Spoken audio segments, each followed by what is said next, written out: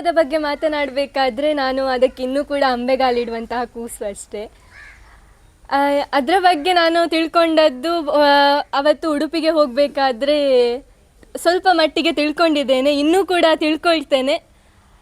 ನಾವು ನಮ್ಮ ಮನೆ ಅನ್ನುವಂತಹದ್ದು ಯಾವ ಪರಿಸ್ಥಿತಿಯಲ್ಲಿ ಇತ್ತು ಅನ್ನುವಂಥದ್ದನ್ನು ಈಗಾಗಲೇ ಸರ್ ಕೂಡ ಹೇಳಿದರು. ಒಂದು ಬಲ್ಬ್ ಇತ್ತು, ಹಾಲಲ್ಲೇ ಊಟ, ಹಾಲಲ್ಲೇ ಓದು, ಹಾಲಲ್ಲೇ ನಿದ್ರೆ.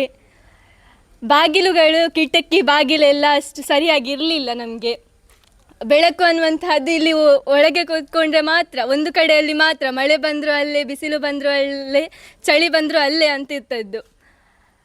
ಇನ್ನೂ ನಮ್ಮ ಕೈಯಲ್ಲಿ ಆಗುದಿಲ್ಲ. ನಾವೇನಿದ್ರು ನಿಮಗೆ ವಿದ್ಯೆಯನ್ನು ಕೊಡ್ತೇನೆ, ಮನೆಯನ್ನು ನೀವು ಮುಂದೆ ಓದಿದ ಮೇಲೆ ಮಾಡಿ ಅಂತ ಅಮ್ಮ ಹೇಳಿ, ಇನ್ನು ನಾನು ನಿಮ್ಮನ್ನು ಓದಿಸೋದ್ರ ಕಡೆಗೆ ನೋಡ್ತೇನೆ, ನಿಮಗೆ ವಿದ್ಯೆಯನ್ನು ಕೊಡ್ತೇನೆ, ನನ್ನ ಕೈಯಲ್ಲಿ ಆಗುವಷ್ಟು ಮಾಡಿದ್ದೇನೆ, ಮುಂದೆ ನೀವಿದನ್ನು ಬೆಳೆಸಿಕೊಂಡು ಹೋಗಿ ಅಂತ ಹೇಳಿದರು. SSLC ಎಕ್ಸಾಮ್ ಮುಗೀತು, ಮಾರ್ಕ್ಸ್ ಕಾರ್ಡ್ ತೊಗೊಂಡು ಹೋಗಬೇಕಾದ್ರೆ ಮಾರ್ಕ್ಸ್ ಕಾರ್ಡ್ನ ಜೊತೆಗೆ ನನಗೆ ಸಿಕ್ಕಿದ್ದು ಕಲಾರಂಗದ ಅಪ್ಲಿಕೇಶನ್ ಫಾರ್ಮ್. ಸರ್ ಹೇಳಿದರು ಇದನ್ನು ಬರೆದು ಪೋಸ್ಟಲ್ಲಿ ಹಾಕು ಅಂತ. ಹಾಕಿದೆ. ಇವತ್ತು ತುಂಬ ಬರ್ತದೆ ವರ್ಷ ವರ್ಷ ಸ್ಕಾಲರ್ಶಿಪ್ ಹಾಕಿ ಹಾಗೆ ಹೀಗೆ ಅಂತ. ಎಷ್ಟು ಸಲ ಹೋಗ್ತೇವೆ, ನಾವು ಹೋದ ಖರ್ಚು ಕೂಡ ನಮಗೆ ಸಿಗುವುದಿಲ್ಲ. ಅಂಥದ್ರಲ್ಲಿ ಸ್ವಲ್ಪ ದಿನ ಆದಮೇಲೆ ನಮಗೆ ಮನೆ ಭೇಟಿಗೆ ಅಂತ ಬಂದರು ಸರ್. ಮನೆ ಭೇಟಿಗೆ ಬಂದಾಗ ಒಳಗೆ ಬರಬೇಕಾದ್ರೆ ನಮ್ಮ ಗ್ರಹಚಾರಕ್ಕೆ ಅವತ್ತೇ ಬಲ್ಬು ಕೂಡ ಕೆಟ್ಟೋಗಿತ್ತು. ಕಿಚನಲ್ಲಿ ಕುತ್ಕೊಂಡು ಒಂದು ಸಣ್ಣ ಬಲ್ಬಲ್ಲಿ ಕಿಚನಲ್ಲಿ ಎಲ್ಲ ಮಸಿದ್ದು ನೀರೆಲ್ಲ ಬೀಳ್ತಾ ಇತ್ತು, ಅಲ್ಲೇ ಬಿದ್ದಿತ್ತು. ಅದನ್ನು ನೋಡಿ ಟೇಬಲ್ ಇಲ್ವಮ್ಮ ಅಂತ ಕೇಳಿದರು. ಟೇಬಲ್ ಇಲ್ಲ ಸರ್ ಅಂತ ಹೇಳಿದೆ. ಮತ್ತು ಹೇಗೆ ಓದ್ತಿ? ನಾವೆಲ್ಲ ನೆಲದಲ್ಲೇ ಸರ್ ಅಂತ. ಒಂದು ಕ್ಷಣ ಕೂಡ ಯೋಚಿಸಲಿಲ್ಲ ಅವರು. ಬೇಗ ಹಣವನ್ನು ತೆಗೆದುಕೊಟ್ಟು ಟೇಬಲ್ ಬೇಗ ಅಂತ ಟೇಬಲ್ ತರಲಿಕ್ಕೆ ಹಣ ಕೊಟ್ಟರು.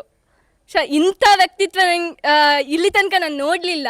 ಇವತ್ತು ಹೇಳ್ತಾರೆ ನಿಮ್ಮ ಆದರ್ಶ ಯಾರು ಅಂತ ಹೇಳಿದರೆ ಅವರು ಇವರಂತ. ಬಹುಶಃ ಇವತ್ತು ಎಷ್ಟೋ ಆದರ್ಶ ವ್ಯಕ್ತಿತ್ವಗಳನ್ನು ನಾನು ಇಲ್ಲಿ ಹತ್ತಿರದಿಂದ ನೋಡುವಂತಹ ಭಾಗ್ಯ ನನಗೆ ಸಿಕ್ಕಿದೆ ಅಂತ ಅಂದ್ಕೊಳ್ತೇನೆ. ಬಂದು ಮನೆ ಭೇಟಿ ಮಾಡಿ ನಿಮಗೆ ಮನೆಯನ್ನು ಕಟ್ಟಿಸಿ ಕೊಡ್ತೇವೆ ಅಂತ ಹೇಳಿದರು. ಎಲ್ಲ ಸಾರಣೆ ಎಲ್ಲ ಮಾಡಿ ಹಂಚು ಹಾಕಿ ಕೊಡ್ತೇವೆ ಅಂತ ಹೇಳಿದ್ದಾರೆ. ತಮ್ಮ ಮಾತಿನಂತೆ ಅದಕ್ಕೂ ಒಂದು ಹೆಜ್ಜೆ ಮಿಗಿಲಾಗಿ ಅತಿ ಸುಂದರವಾದಂತಹ ಮನೆಯನ್ನು ನಮಗೆ ನಿರ್ಮಿಸಿಕೊಟ್ಟಿದ್ದಾರೆ. ಇವತ್ತು ನನಗೆ ಈ ಒಂದು ಇಷ್ಟು ಸುಂದರವಾದ ಮನೆ ನಿರ್ಮಾಣ ಆಗಬೇಕಾದ್ರೆ ಅದಕ್ಕೆ ಕಾರಣೀಕರ್ತರಾದಂತಹದ್ದು ಸದಾನಂದ್ ಸರ್ ಹಾಗೆ ಸಹನಾ ಅಮ್ಮ. ಇವರಿಗೆ ಕೂಡ ನಾನು ತುಂಬ ಚಿರಋಣಿಯಾಗಿರ್ತೇನೆ. ನನ್ನ ಅಮ್ಮ ಅವತ್ತು ಹೇಳಿದರು, ನೀನು ಮನೆಯನ್ನು ನೀವೇ ನೆಕ್ಸ್ಟ್ ಮಾಡಿಕೊಂಡು ಹೋಗಬೇಕಂತ. ಇವತ್ತು ನಮಗೆ ಜೀವಿಸಲಿಕ್ಕೆ ಬೇಕಾಗುವಂತಹ ಬಹಳಷ್ಟು ಅನುಕೂಲಕರವಾದಂತಹ ಮನೆಯನ್ನು ನಿರ್ಮಿಸಿಕೊಟ್ಟಿದ್ದಾರೆ. ಹಾಗಾಗಿ ನನಗೆ ಇನ್ನು ಮುಂದೆ ಇದಕ್ಕಿಂತ ಸುಂದರವಾದ ಮನೆಯ ಅವಶ್ಯಕತೆ ಇಲ್ಲ ಅಂತ ನಾನು ಅಂದ್ಕೊಳ್ತೇನೆ. ಮುಂದೆ ನಾನು ಓದಿ ನನಗೆ ಕೆಲಸ ಸಿಕ್ಕಿದ ಮೇಲೆ ನಾನು ಮನೆ ಕಟ್ಟಿಸಿ ಕೊಡ್ತೇನೆ ಇಲ್ವ ಗೊತ್ತಿಲ್ಲ, ಕನಿಷ್ಠ ಪಕ್ಷ ಒಬ್ಬ ವಿದ್ಯಾರ್ಥಿಗೆ ಓದುವಂತಹ ಖರ್ಚನ್ನಾದರೂ ನಾನು ನೋಡ್ಕೊಳ್ತೇನೆ ನನ್ನ ಕೈಯಲ್ಲಿ ಆದರೆ ಅಂತ ಈ ಸಂದರ್ಭದಲ್ಲಿ ಹೇಳ್ತೇನೆ.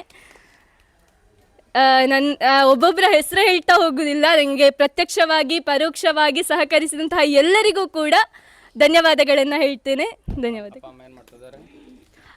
ಅಮ್ಮ ಮನೆ ಕೆಲಸಕ್ಕೆ ಹೋಗ್ತಾರೆ, ಅಡಿಗೆ ಮಾಡಲಿಕ್ಕೆ ಹೋಗ್ತಾರೆ. ಅಪ್ಪ ನಿಟ್ಟೆ ಲೆಮಿನದಲ್ಲಿ ಕೆಲಸ ಮಾಡ್ತಿದ್ದಾರೆ. ಮನೆಯನ್ನು ಮಾಡಬೇಕು ಅಂತ ಕಲ್ಲೆಲ್ಲ ತಂದು ಹಾಕುವಾಗ ಒಂದು ಸ್ವಲ್ಪ ಸಮಯ ನೋಡುವ, ಏನಾದರೂ ಸ್ವಲ್ಪ ಒಡೆದೋಗಿರುವಂಥ ಸೀಟಲ್ಲಿ ನೀರು ತೋರ್ತಾ ಇತ್ತು, ಅದನ್ನಾದರೂ ಸರಿ ಮಾಡುವ ಅಂತ ಅಂದ್ಕೊಳ್ಳುವಾಗ ಕೆಲಸಕ್ಕೆ ಹೋಗಬೇಕಾದ್ರೆ ಆಕ್ಸಿಡೆಂಟ್ ಆಗ್ತದೆ. ದುಡಿಯುವಂಥದ್ದು, ನಮ್ಮನ್ನು ನೋಡ್ಕೊಳ್ಳುವಂತಹದ್ದು ಅಮ್ಮ ಹಾರ್ಟ್ ಪೇಷಂಟ್, ಬೀಡಿ ಕಟ್ತಾ ಇದ್ರು.